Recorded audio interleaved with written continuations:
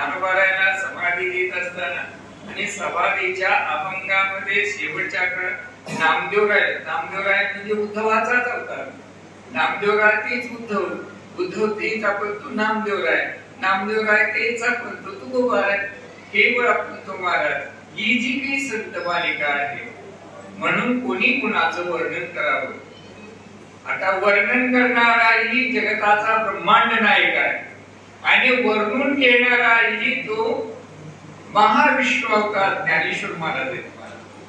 आता दोघेही साम्य आहेत महाराज. एखादी मेणबत्ती आपण तो पैलवान मेणबत्ती मी पेशंट मी पैलवानाला पाहतो म्हणजे जमते का. म्हणून पुरुषा वर्णन करणाराही तोच आहे आणि वर्णून घेणाराही तोच आहे. म्हणून अशा प्रकारे ज्ञानोबारायांचा योग उद्धवाला सांगत असताना माझ्यापासून किती दूर आणि जो प्रयत्न असा ज्ञानोबारायांसारखा स्वतः देव समाधी अभंगामध्ये सुद्धा वर्णन करतात. ऐसा ये योगी पुरुष ज्ञानोबारायांसारखा योगी मी आता पुन्हा पाहणार नाही असा करतो देव म्हणतात. असं वर्णन की असा ज्ञानोबारायांसारखा योगी ज्ञानोबारायांसारखा माझा सखा केवळ आपण करता मला पुन्हा भेटणार नाही असं दुःखात्मक अवस्थेतलं वर्णन देव म्हणतो उद्धवाला सांगायला लागले. माझे जीवाची गोष्ट बुजळे ते उद्धवा जाणती सहजे मी नामांतरंग भक्त राजे अधिक तुझा सेना. त्याच्यात आणि माझ्यात कोणत्याच प्रकारचं म्हणूनच महाराजांना गोविंद गोविंद म्हणा लागली छंद मग गोविंद ते काया भेद नाही देवा तया. त्याच्यात आणि माझ्यात भेद नाही. उद्धवा फक्त एकच आहे नावात पद आहे ते ज्ञानोबाराय मी भगवान विठ्ठल आहे म्हणून पण एकच अंग आहे. म्हणून महाराजांतून असं उद्धवाला ज्ञानोबारायाबद्दल वर्णन करतात. आणि कही सते संतदान हे माझे मनीषी जागसी गुण आईच्या रीती मद प्रीतीने मधुसूदन बोलत असे. परमात्मा उद्धवाशी बोलत असताना हे जे काही गुण आहे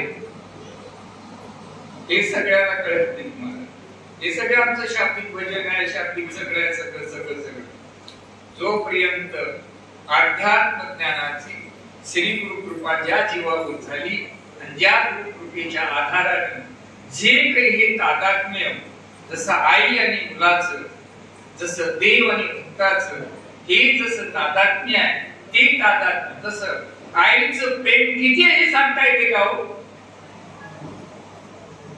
आईचं प्रेम किती आहे हे सांगता येते का. तसं देवाचं प्रेम भक्तावर किती आहे हे सांगता येते. जसा आई लेकराचा स्नेह आहे तसं देव भक्ताचा स्नेह आहे. म्हणजे या न्यायाने त्यावेळेस शिकवापर्यंत महाराज काय म्हणून भक्ताचा महिमा भक्तची जाणती दुर्लभ या गती अनेकासी. भक्त झालं तरच भक्ती. भक्त आता आम्ही सगळे भक्तच आहोत. भक्त नाही भक्ती भक्ती भक्त नाही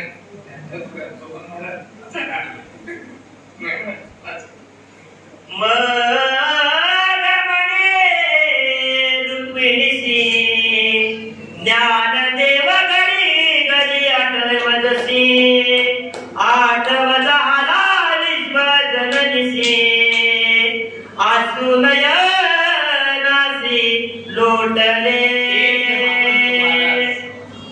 जसा कन्या सासुरासी जाय मागे परतो निजाय तैसे माझे झाल्या रुक्मिणी. प्रत्येक श्वासाला माझा ज्ञानोबारायांची आठवण येते.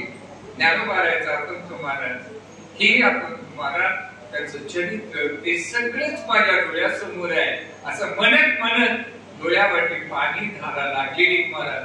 त्याला म्हणा भक्ती प्रेम आणि ही प्रेम भक्ती प्रेम सुखने महाराज एका ठिकाणी म्हटलेले आहे. पंडित वाचन जरी झाला कोणता परी जिथे आम्ही पंडित झालो काय काही नाही झालं. जोपर्यंत त्या भक्तीबद्दल प्रेम ज्या जीवाजवळ नाही आमची भक्ती वृद्धा.